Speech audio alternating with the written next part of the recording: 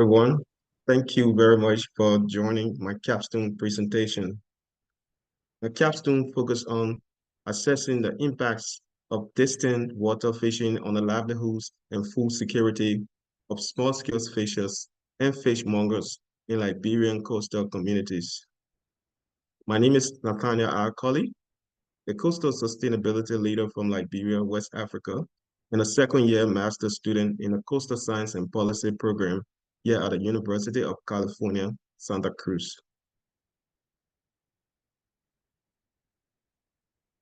I would like to begin with a short story about my journey to the Coastal Science and Policy program, CSP.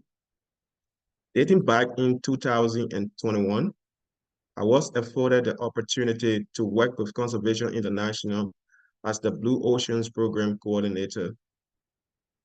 My role as the Blue Oceans Program Coordinator connected me to 12 coastal communities in the southeast of Liberia.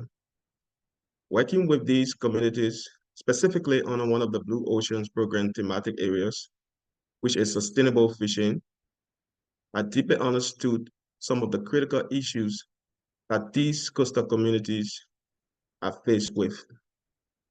And with a deep understanding of the critical needs of these coastal communities, my passion to improve their living conditions intensified greatly. And I felt that more efforts were needed to be gathered towards improving their situation. This passion, coupled with the invaluable guidance of Dr. Elena Figbana, led me to the Coastal Science and Policy program. Small-scale fishers and fishmongers in Liberian coastal communities' livelihoods and food security have been threatened by the impacts of distant water fishery. Why is this a problem? The fishery sector in Liberia plays a critical role in enhancing food security, nutrition, and employment, and contributing significantly to the nation's gross domestic product, GDP. Liberia has a vast coastline of 579 kilometers and an exclusive economic zone of 246,000 kilometers square, rich in demersal and pelagic species and other marine biodiversity. Small-scale fisheries in Liberia constitute most of the fishing industry, with 11,000 fishermen primarily operating traditional canoes and open wooden boats, and 22,000 fishmongers, predominantly women, who are responsible to preserve and sell fish catch. In addition to the small-scale fisheries, distant water fishery or industrial fishing vessels operating in the Liberian exclusive economic zone from other fishing nations significantly exploit Liberia's fishery resources, with the industrial fishing accounting for a substantial portion of marine fish catches, including various demersal and pelagic fish species that the small-scale fishery depend on. However, the presence of distant water fishery brings both opportunities and challenges. While it provides economic benefits to Liberia, it is less understood whether and or how distant water fishing is impacting the local marine ecosystems, livelihood, and food security. My research aimed to determine the social and environmental impacts and contributions of distant water fishery, and to develop applicable recommendations to the National Fisheries and Aquaculture Authority of Liberia and other relevant actors. The objectives include comparison of catch composition and ecosystem use, including fishing distribution between the distant water fisheries and the small-scale fishery, identifications of the value chain and consumer of distant water fishery catch, and who benefits from the catch. And 3, development of recommendation to reduce the impact of distant water fishery on coastal communities and strengthening livelihood and food security. These activities during my summer placement with my Capstone partner, Conservation International, definitely align with my Capstone project.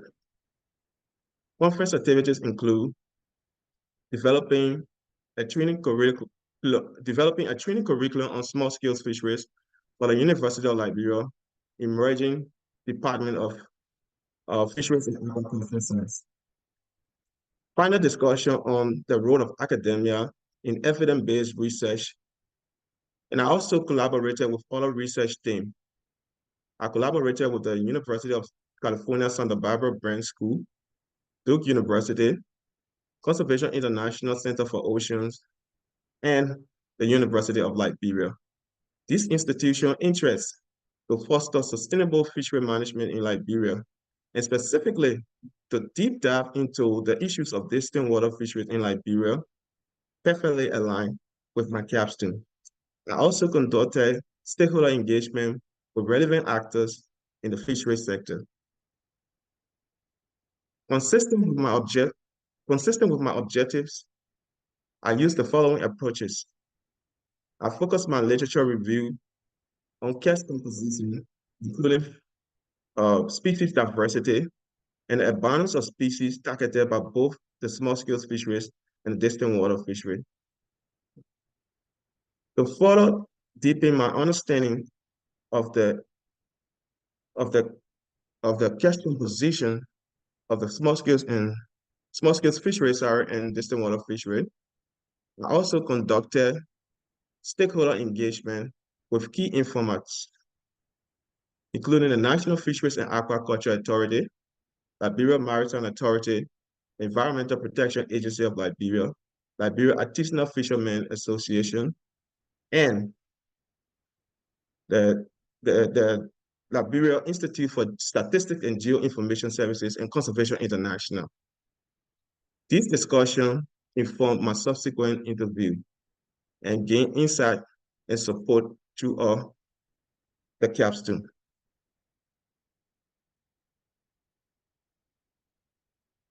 Structural interview. This is the most fascinating aspect of my capstone. I conducted 290 structural interviews across communities, members within 7 communities in 2 counties, consistent with ethical consideration for research with sensitive topics such as my capstone. To this end, I developed a summary report on the key findings, which I have incorporated in this presentation. Following my interviews and preliminary data analysis, I returned to the coastal communities to conduct data validation workshop to ensure that the interview findings resonate with the practical experience of local communities. This process involved disseminating the integrated interview findings during community meetings and incorporating community feedbacks and comments. This process led to the formulation of a policy brief for my capstone project. On the right side of the slide is the map of Liberia. The 2 red circles indicate the 2 counties where the study was conducted. The 2 yellow circles indicate the exact location where the coastal communities are located within the 2 counties. So the 2 counties where the study was conducted are Grand Cape County and Grand Bassa County in Liberia, West Africa, with a total of 7 coastal communities. These are the fishery participants doing the structural interviews. The total of 150 fishmongers were interviewed, 138 fishermen interviewed, and 2 coastal employees interviewed. Now I would like to deep dive into the key findings of my interviews. My literature review uncovered a strong overlap in catch composition between distant water fisheries and the small-scale fishery fleets, as they tend to target a similar suite of pelagic and demersal species in the inshore coastal zone areas in Liberia. These are the species targeted by both small-scale fisheries and distant water fisheries in the middle of the slide. Next, small-scale fisheries reported gear destruction as a major impact of the distant water fishery operation on their fishery. Fishing gear is difficult and costly to replace, causing a financial burden on small-scale fishers and fishmongers. 80.4% of fishers reported destruction of fishing gear, as you can see in the graph on the right side of the slide.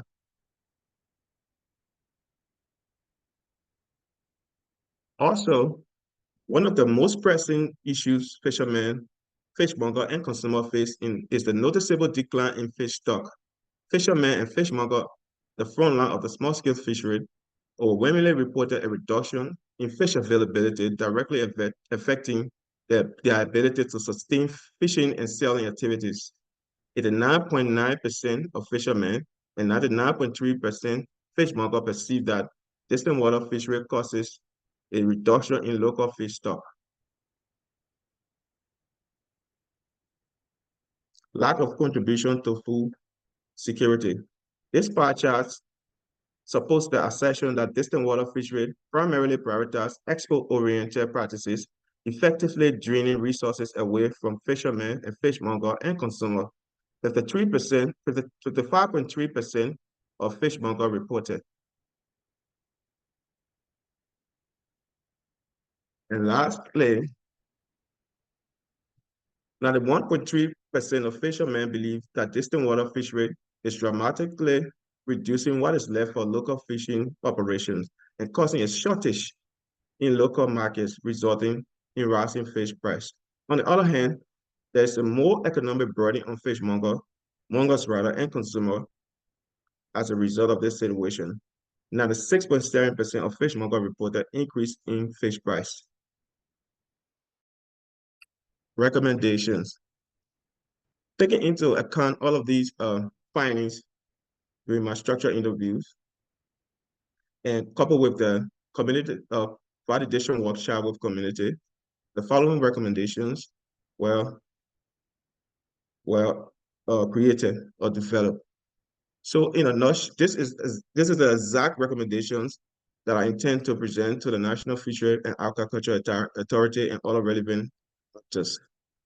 But in a nutshell, it focused on strengthening existing regulations and enforcement, which is very important for sustainable fishing practices, and also improving awareness program for fishmonger, fish trader, and consumer to increase their understanding and insight when it comes to policy making. Also reinvesting in sustainable fishing initiative within the small-scale fisheries sector, and enhancing market access and infrastructure, which will really boost the small-scale fisheries sector.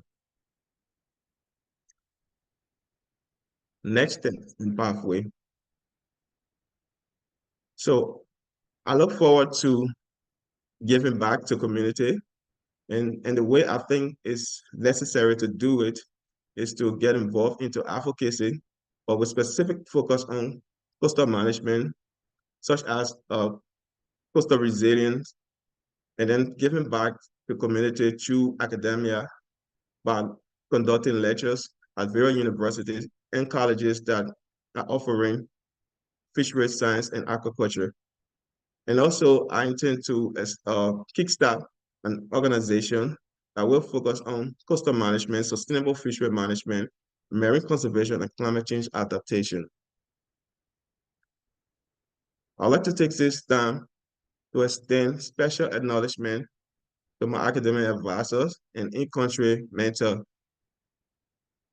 Dr. Mike Carr, Dr. Elena M. Figbano, Dr. Jeremy West. Thank you so much for your invaluable insight and your time.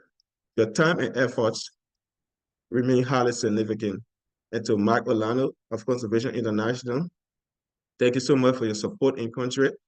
I really appreciate everything that you did during my stay at Conservation International. And most importantly, I'd like to extend profound gratitude to the Coastal Science and Policy Program entire staff for its contribution towards my stay to all the CSP program. Specific recognition goes to Anne Kapuczynski, the director of the Coastal Science and Policy Program, and also to Cyril Amen, sir. And Holy Range for your kindness and in-depth support through all my journey, the CSP program. And also to my funder, the New England Aquarium Marine Conservation Action Fund. Thank you so much for your support towards this capstone. This capstone wouldn't have been successful with all of you collectively. Thanks to my cohort. Thank you everyone for joining this presentation. I look forward to questions.